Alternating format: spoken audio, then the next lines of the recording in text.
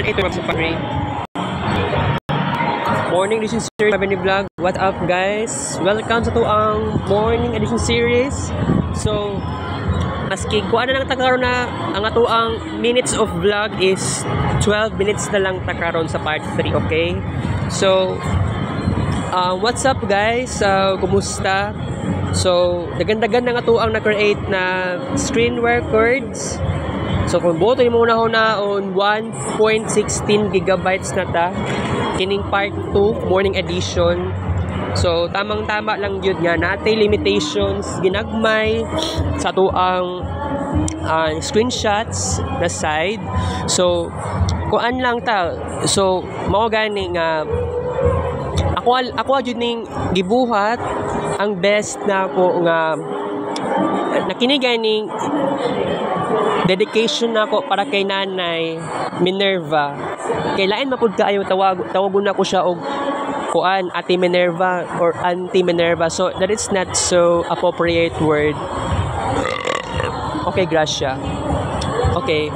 So mao gani nga sa karon I am doing a great job, no? So tama lang gyud kay imbalance kaayo. Dili kaya ang 100 days kapin na deadliest deadline. Dedicate na ako 900,000 plus. Okay? So, mag-extend ta og another 1 year. So, kailangan na itong isa ka tuig and more na i-dedicate na ako kay nanay. So, nakita ninyo nga na usab diri So, mauna ni siya. Mauna ning countdown dedication for Nanay Minerva. 538 days from now before siya mag-birthday. So, dili pwede karon na year, kundi next year. Pero naghimo naman ta og countdown dedication for Nanay. So, okay lang. Okay na lang tong 65th birthday. Humanata ato guys. Kay medyo kapoy kayo nahunaon nga hala. Ingani de dapat buhato na ako. Next year ang deadliest deadline para much better. Still walay mausab 900,000 plus na countdown screenshots, okay? So sabot ta sa to ang vlog karon kay kung mingon ka og next kuan, kay kung mingon na lang yung next year, taas-taas ang atong oras. So we have to do something great. We have to do something. Oo. Kay nag-eskwela pa ako sa college. Kunya, 'di ba? Kubuto ni muna hunaon taas tag oras. Nag-extend tag 1 year. So dako na ang isa ka tuig, guys. So tama lang yun na mauna niya ko ang dedication. Mauna gyud ning tama nga buhaton. So okay, so guys, walay klase no, ugma ug sa April 10 tungod sa holiday. Pero still, whether magklase man ta or walay klase tarong or wala joy klase at all, still this shyness cannot build this cannot change, 'di ba? Akong pagkamaulawon kay tungod sa akong pagkahilumon, nasubraan ang pagiging antisocial. So I have to do something maski ko ano lang, 'di ba? Kung buot ni mo naon, napatay mga pangarap, guys. Okay? Napatay mga pangarap jud. And kung buot ninyo naon na himo na to itong best for Mercury RX, Mercury SR. And then, kung mapadulungay ta og conjunction of Sun and Mercury, that would be a greatest disaster. Pero by the way, solar eclipse, walay solar eclipse sa Pilipinas. Narana sa North America. Okay? So, by the way, kining nga situation nga mo na gini atong gipangarap nato, guys. Medyo disappointing lang jud no ato mga pangarap na wala pa natupad kaayo. Kinamalhin ta guys. Kinamalhin ako.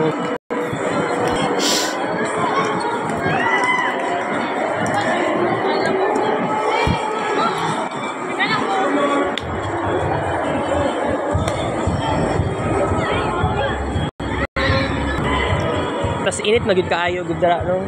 Okay. Ayaw na to ang 12 minutes sa toong vlog karon. Pero bitaw lisod kay mangita og new friends. Kay ako na sige na kong cellphone. Pero bitaw madala ra nagdisiplina sa sarili.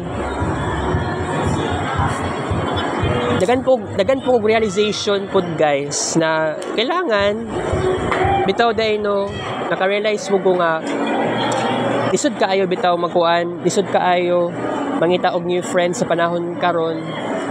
Pero bitaw lisod po kaayo may balaan ng mga birthday sa atong mga classmates or even those schoolmates. Pero oy, mabuot niyo naon birthday based. Naka-realize mo ko nga sometimes it's okay nga di na tumibalaan ay ng birthday. Kaya kung gusto nimo og new friends, bahalag magiging tinuod na nimo nga barkada or friends lang.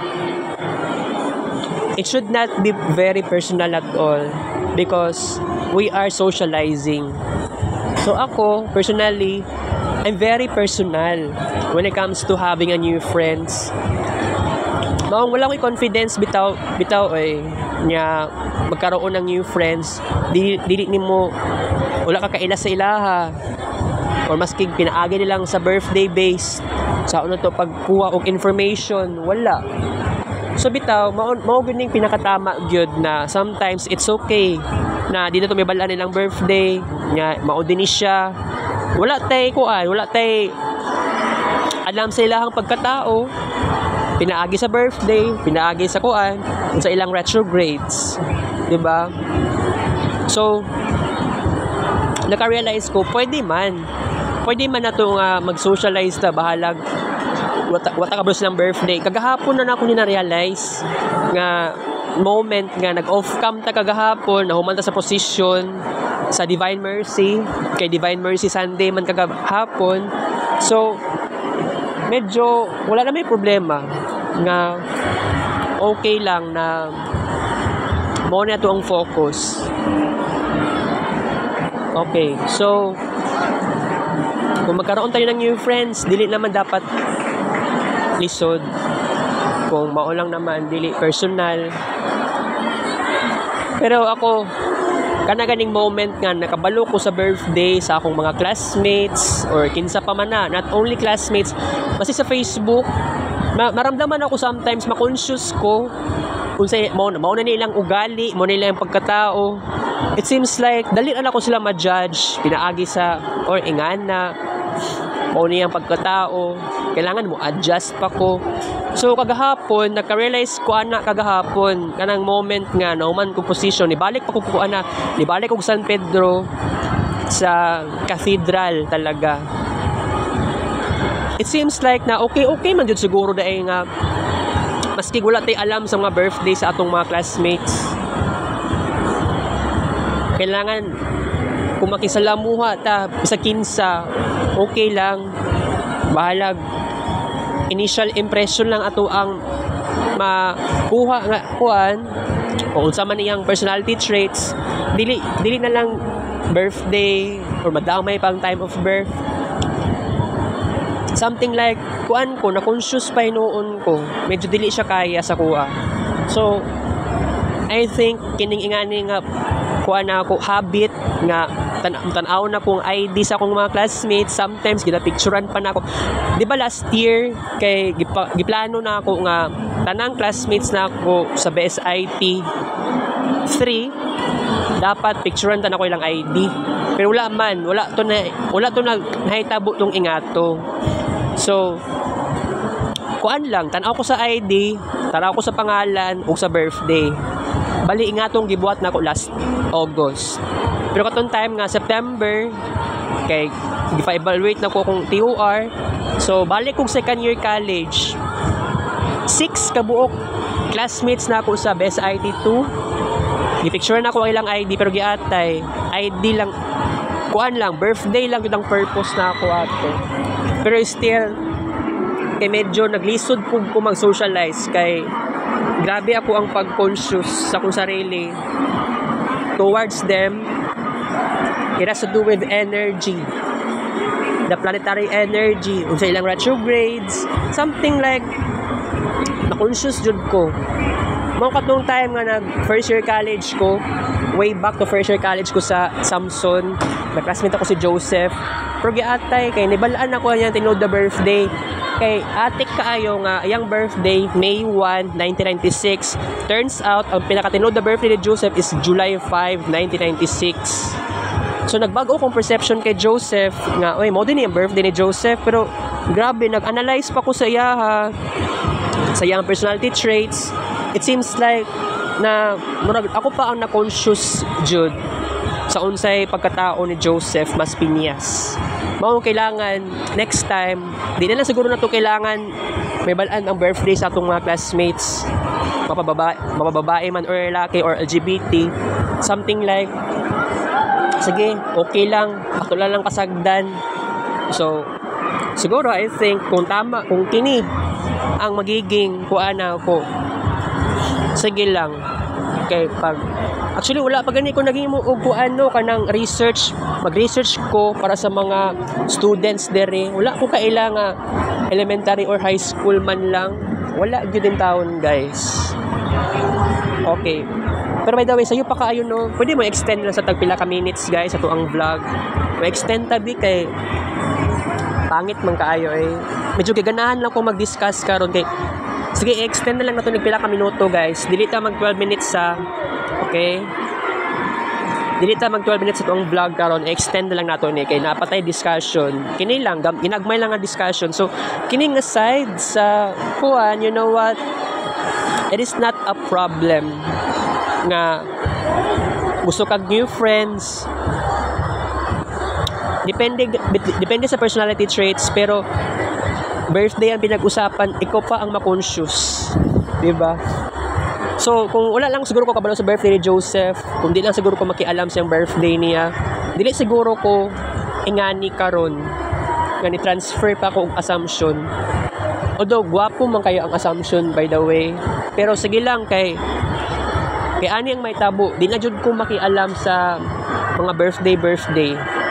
So good karon. Kagahapon ko nagka-realize na dili gid day maayo nga ingani di ay kay ikaw pa ma-conscious sa sarili. Dili nimo malikayan nga naa jud tao nga uy ingana iyang pagkatao. Mao gani nga ako. Kung ano lang nato ni ato na lang pasagdan na mauni ni siya. Wala tay dapat ikahadlok, mahadlok man noon taguan. Ma-conscious pa ta nga mao din iyang pagkatao nga kulang pasensya, nay tao nga kuan grabe ma-delay when it comes to work and responsibility. Nay tao nga grabe ka strikta, di ba? It seems like lisod kaayo may it seems like maglisod ta og mag-socialize og ingana. So siguro I think tama lang gyud kining mindset. We're still in the Mercury retrograde. Pero kaning sa side na anak ni Erwin na kaning anak ni Erwin na dili Pisces ang sun sign. Dismaya gyud taon ko eh.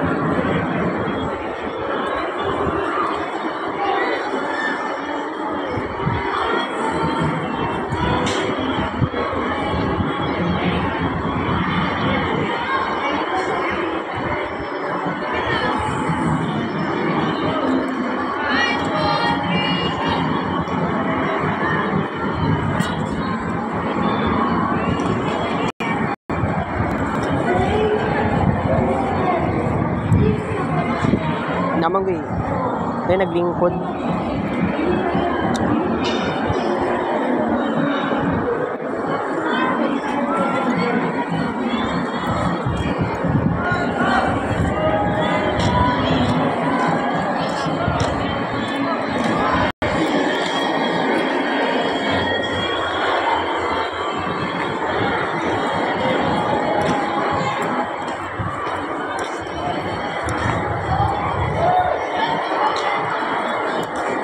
Okay. Saya nga apamantan ta discussion. Sige. Kuan. Basta kuan guys kanang mogid ni. Okay lang na siguro na di ta magbase og di siguro ta magbase og birthday sa hangtod sa kuan na nato kung nagan siguro kog amigo amiga di na ako dapat makuan, di na siguro ako dapat di na siguro ako makatraumatize mo kaayo ning ingani kay pilian, choosy. Ay mao na yung pagkatao. Pero wate mahimo nga mao na gyud ni makasocialize tag tao, different backgrounds.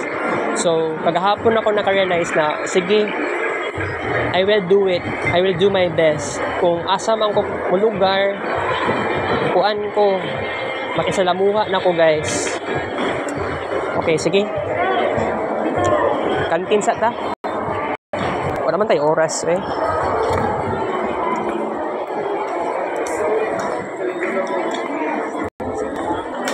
face mask sa ta guys.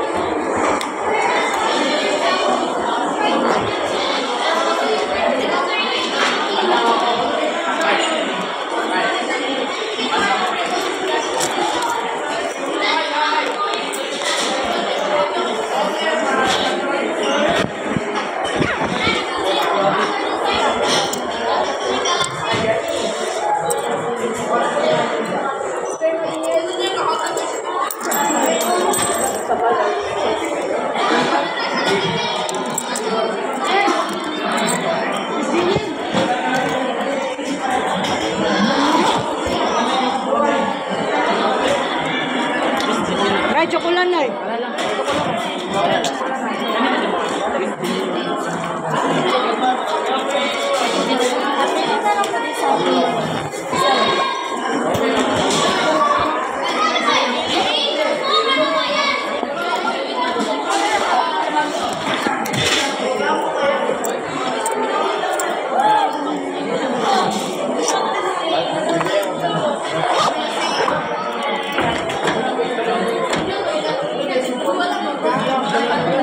isa.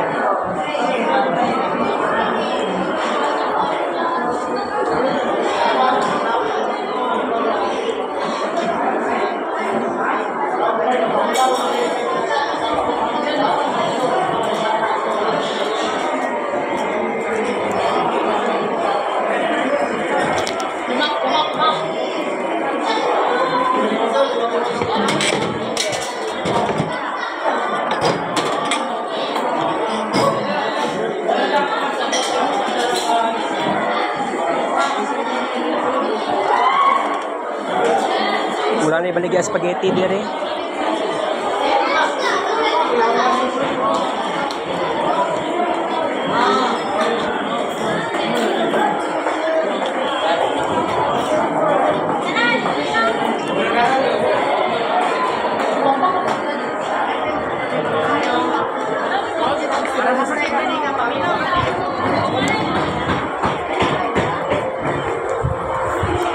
So, kuan lang jud. Okay lang jud na hayaan na natin ang ating sarili na dito wala tay alam silang birthday, dili kay sa sige lang tagkuan sa mga birthday mo lagi nagkalisod pud tagkuan pagpangita og yung friends kita pa ang nagka-problema ani uy mao din ni siya mo na yung pagkatao ay kailangan kini di kaya na lang nato ni kay isud ka siya pakisamahan actually kay sukad lang jud na nagka-aware ko sa mga birthday ingana na gud ang attitude na ako sa ubang tao sa mga strangers.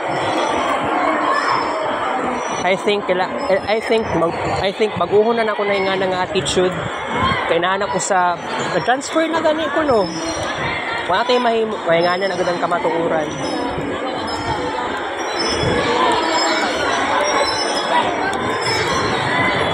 Sadyang nagkulang ka sa experience. Naoy mo din nga to ang kailangan na to maka-experience na many different people. Mas kikingana yung pagkatao, okay. We must try to socialize. Kanang dili ta ma-conscious.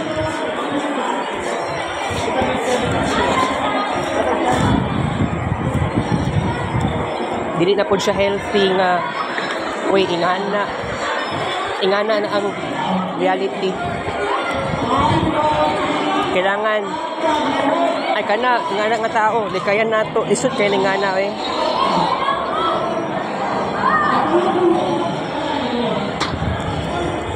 I must say